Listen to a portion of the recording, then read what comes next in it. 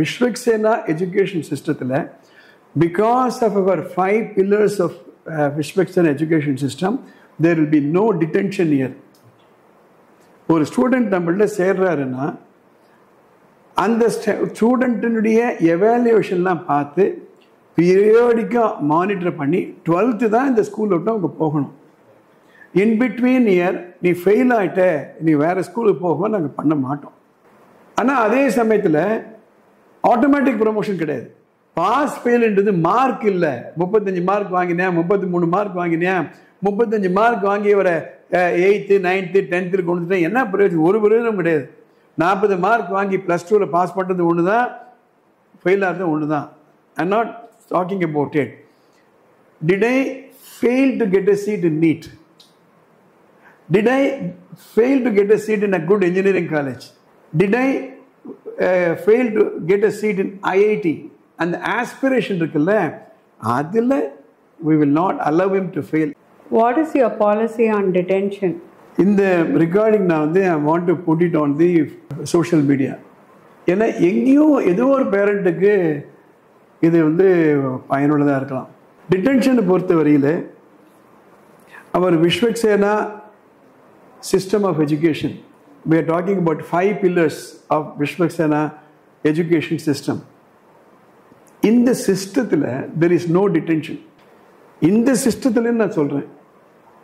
For example, Arctic, Antarctic போறீங்க, அந்த இடத்துல you need warm clothing.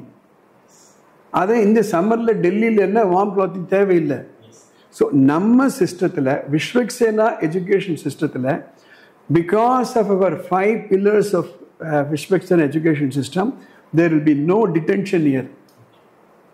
ஒரு ஸ்டூடெண்ட் நம்மள்ட்ட சேர்றாருன்னா அந்த ஸ்டூடெண்ட்டினுடைய எவாலுவேஷன்லாம் பார்த்து பீரியாடிக்காக மானிட்டர் பண்ணி 12th தான் இந்த ஸ்கூல் விட்டு அவங்க போகணும். இன் பிட்வீன் இயர் நீ ஃபெயில் ஆகிட்ட, நீ வேறு ஸ்கூலுக்கு போக நாங்கள் பண்ண மாட்டோம். ஆனால் அதே சமயத்தில் ஆட்டோமேட்டிக் ப்ரொமோஷன் கிடையாது. இப்போது ஒரு கான்ட்ரவர்சி நடந்துட்டுருக்கு. என்ன நடந்துட்டுருக்கு? 8th ஸ்டாண்டர்ட்லையும் டிடென்ஷனே கூடாது, அடுத்த கிளாஸ் அனுப்பிச்சிருங்க. I am against it. ஏன் ஐ எம் அகேன்ஸ்ட் இட்னா, டெஸ்ட்டே இல்லை அப்படின்னா நான் எந்த ஸ்டாண்டர்டில் இருக்கேன், எவ்வளோ படிச்சிருக்கேன், புரிஞ்சுனா புரிஞ்சிக்கலையா, எதில் வீக்கு, அது தெரியாமல் போயிடும். சரி, அப்படின்னா இது எப்படி இம்ப்ளிமெண்ட் பண்ண போகிறோம் அப்படின்னா, 4th ஸ்டாண்டர்ட்லேருந்து நம்ம ஏற்கனவே சொன்னோம் 10% இன்க்ரீஸ் 10% இன்க்ரீஸ் மேல் வரைக்கும். கண்டிப்பாக pre-KG, LKG, UKG, even 1st standard 2nd ஸ்டாண்டர்டில் கூட டிடென்ஷனே இருக்காது. ஏன்னா ஸ்டூடெண்ட்ஸே நல்லா படிச்சிருவாங்க. இந்த சிலபஸ் இஸ் நாட் பிக். எப்போ இந்த டிடென்ஷன் இல்லை ப்ரமோஷன் வரும் அப்படின்னா, somewhere around 3rd ஸ்டாண்டர்ட்லேருந்து 4th standard தான் அங்கே ரைட்டிங் ப்ராக்டிஸ் இருக்கும், புக்ஸ் இருக்கும், சிலபஸ் இருக்கும். அந்த இடத்துல தான் ப்ராப்ளம் வரும். we own responsibility. நம்ம கோல்டன் ட்ரையாங்கிள்னு சொல்லுவோம். Student, school, parent.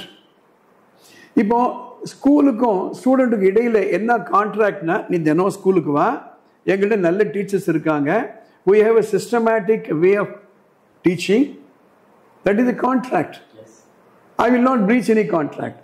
And as a student அவர்னா நம்ம கான்ட்ராக்ட் ஒத்துக்கிறாருன்னா நான் ஒழுங்காக வருவேன், டிசிப்ளினாக இருப்பேன், ஹோம்ஒர்க் பண்ணுவேன், கிளாஸ் ஒர்க் பண்ணுவேன், கிளாஸில் நான் மிஸ்சீஃப்லாம் பண்ண மாட்டேன்.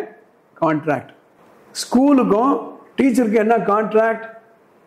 உனக்கு கிளாஸில் தேவை வேண்டியதெல்லாம் நான் செஞ்சு கொடுப்பேன். I will give you all the support, I will train you, you will teach. நீங்கள் என்ன ஸ்கூலுக்கு ப்ராமிஸ் பண்ணுறீங்க? நான் ஹோம்ஒர்க்கு எல்லாம் கொடுப்பேன், கரெக்டாக மானிட்டர் பண்ணுவேன், என் கிளாஸ் ஒர்க் நான் பார்த்துப்பேன், என்னுடைய நோட்ஸ் ஆஃப் லெசன் பிளான் எல்லாம் நான் கரெக்டாக பண்ணிப்பேன், நான் ப்ரிப்பேர் பண்ணிட்டு தான் கிளாஸுக்கு வருவேன், நான் கரெக்டாக டீச் பண்ணுவேன், I will maintain eye contact, class கண்ட்ரோலில் மெயின்டைன் பண்ணுவேன். இது contract between the school and the teacher. Now we come to teacher on one side and the parent. இவங்களுக்குள்ள என்ன கான்ட்ராக்ட்னா, உங்கள் குழந்தைங்களை அனுப்புங்க, நாங்கள் டீச்சிங் கரெக்டாக பண்ணுறோம். பேரண்ட் என்ன ப்ராமிஸ் பண்ணுவாங்கன்னா, நீங்கள் சொல்லி கொடுத்து வீட்டுக்கு அனுப்புறீங்களா, நான் ஹோம்ஒர்க்லாம் பண்ண வைக்கிறேன், நான் அவருடைய செல்ஃபோன் நான் ரெஸ்ட்ரிக்ட் பண்ணுறேன், அனாவசியமாக டிவியில் நான் அதிக நேரம் செலவு பண்ண மாட்டேன். தினம் எங்கள் குழந்தையோட 2 மணி நேரம் 1 மணி நேரம் உட்காருவேன். So this is the contract.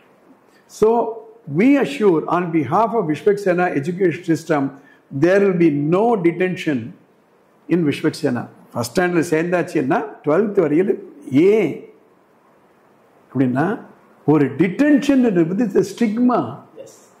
I am responsible. ஒன்றும் இல்லை, ஒரு ப்ராக்ரஸ் கார்டை நான் டீடைன் பண்ணி வச்சுக்கிறேன். அந்த பேரண்ட்டோட பேச வச்சுட்டு இருக்கேன். நான் ஏதோ ஒன்று சொல்லணும் அவர்கிட்ட. 10 பேரண்ட் அங்கே நிற்கிறாங்க, 9வது பேரண்ட் அங்கே போய் நிற்கிறாரு.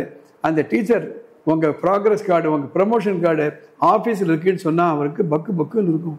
அவ்வளோதானா அவங்க குழந்தை ஃபெயில் ஆகிட்டாரா? அவருக்கு தலை குனிவு.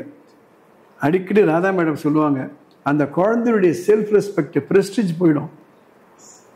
அந்த குழந்தைய டீடைன் பண்ணி அவனோட படித்து 29 பசங்க அடுத்த கிளாஸ்க்கு போயிடுவான். இவன் மாத்திரம் பழைய கிளாஸில் உட்காந்துருப்பான்னா எவ்வளோ மோசமான ஒரு சுச்சுவேஷன். ஸோ இந்த பாஸ் ஃபெயில் அப்படின்றது சும்மா ஒரு பேப்பரில் எழுதி கொடுத்துறதெல்லாம் இல்லை.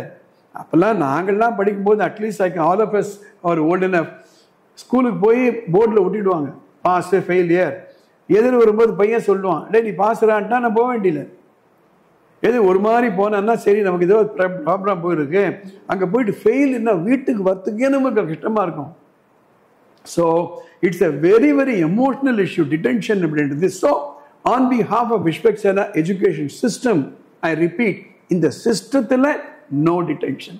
அதுக்காக நீ என்ன மார்க் வாங்கினாலும் அடுத்த கிளாஸுக்கு நான் ப்ரமோட் பண்ண முடியாது. ஒரு கிளாசிக் எக்ஸாம்பிள் நான் சொல்கிறேன்.